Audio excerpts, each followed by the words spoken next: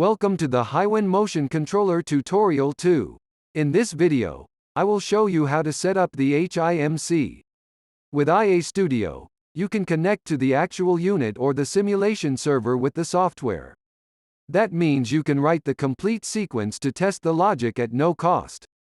Following are the steps to follow. But, first, let's look at the setup. Run the software with the administrator right.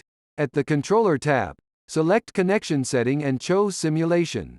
Select Configure, add 2 axes. In this case, we chose E1 for both slaves. Click OK, connect to the simulation.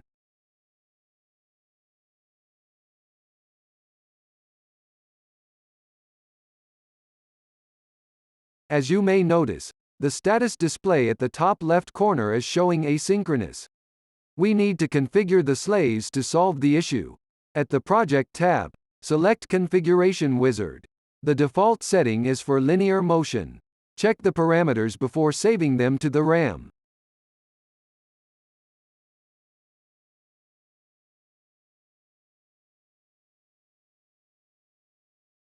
The status is changed to synchronous. Select Steering Wheel for Motion Manager, then enable both axes to jog them. To better visualize the motion, we can open the Scope Manager to monitor the feedback position. At Channel 1, select Axis, Motion Variable, and Position Feedback, then press Enter. You can copy to Channel 2 with modified axis index.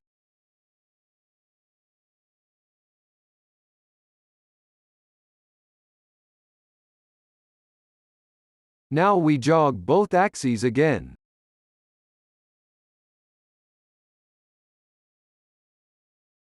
You may jog any individual axis as you wish.